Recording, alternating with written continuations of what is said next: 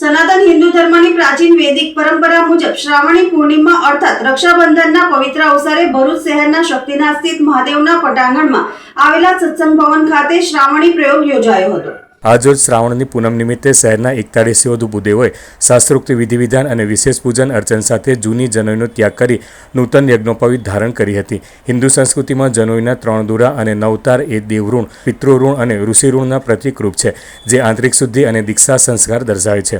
આ સમગ્ર ધાર્મિક વિધિના માધ્યમથી દ્વિજ સમુદાય દ્વારા અગાઉના વર્ષ દરમિયાન થયેલી અજાણતાની ભૂલોના પ્રાયશ્ચિત સાથે પવિત્રતાનું ગ્રહણ કરવામાં આવે છે। આજરોજ યોજાયેલા આ પવિત્ર ધાર્મિક અનુષ્ઠાનમાં આચાર્ય શિવમભાઈ જોશી દ્વારા સંપૂર્ણ શાસ્ત્રોક્ત વિધિ અનુસાર મંત્રોચ્ચાર સાથે આ શ્રાવણી પ્રયોગ સંપન્ન કરવામાં આવ્યો હતો। આ પ્રસંગે પિયુષભાઈ પુરોહિતે શ્રાવણી પ્રયોગના આધ્યાત્મિક અને ધાર્મિક મહત્વ વિશે વિસ્તૃત માહિતી પૂરી પાડી હતી, જેમાં ઉપકર્મ વિધિના પાલન અને વૈદિક પરંપરાના જતન પર વિશેષ ભાર મૂકવામાં આવ્યો હતો। ભરૂચના ભૂદેવોની ઉપસ્થિતિમાં યોજાયેલા આ ધાર્મિક આયોજનથી સમગ્ર પરિસરમાં ભક્તિમય વાતાવરણ છવાઈ ગયું હતું। गणपति गजानंद महाराज की जय, वेद माता गायत्री मात की जय, शक्तिनाथ महादेव की जय, नर्मदे मात की जय।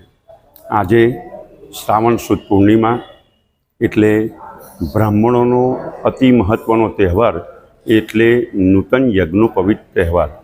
આજે આ પવિત્ર તહેવારની અંદર અમારા સમાજના મુખ્ય પ્રમુખ એવા શ્રી હરીશભાઈના આયોજન હેઠળ આજે શક્તિનાથ મહાદેવના પ્રાંગણમાં 41 બટુકો અને બ્રાહ્મણો સાથે નૂતન યજ્ઞોપવિત ધારણનો કાર્યક્રમ જે રાખેલ છે, એમાં આચાર્ય શ્રી શિવમભાઈ જોશી દ્વારા ખૂબ જ શ્રદ્ધાથી આ નૂતન યજ્ઞોપવિત ધારણનો કાર્યક્રમ કરાવી રહેલા છે।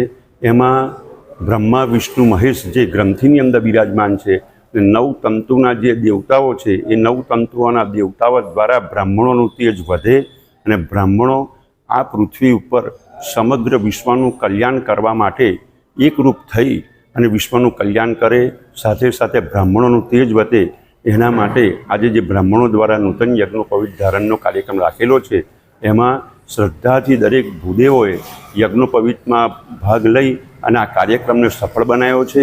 તે બદલ હું અમારા સમાજના પ્રમુખ શ્રી હરીશભાઈને હું વંદન કરું છું કે તેમને આવ્યું કાર્ય અમારા બ્રાહ્મણોના ઉદ્ધાર માટે કર્યો। જય જય પરશુરામ। યજ્ઞોપવિત એ બ્રાહ્મણોનું મુખ્ય અંગ છે, જે યજ્ઞોપવિત દ્વારા ગાયત્રીની શક્તિ બ્રાહ્મણને મળે છે અને એક યજ્ઞોપવિત જનોઈ ધારણ કરીને બ્રાહ્મણ આ સમાજનું કલ્યાણ કરવા માટે પ્રેરણા આપે છે। એટલે આ યજ્ઞોપવિત વર્ષે વર્ષે જે અમે બદલીએ છીએ, તેનાથી અમારી જે શક્તિમાં સ્ફૂર્તિ પ્રાપ્ત થાય છે, એ સ્ફૂર્તિના પ્રાપ્તિ માટે આજે જે શ્રવણી પ્રયોગ, જેને કે જનોઈ બદલવાનો પ્રયોગ કહીએ છીએ, તો આ પ્રયોગ અમે કરવા જઈ રહેલા છીએ। તો આ પ્રયોગની અંદર 41 ભૂદેવોના સમર્થનથી નૂતન યજ્ઞોપવિત અમે ધારણ કરીએ છીએ। જય પરશુરામ।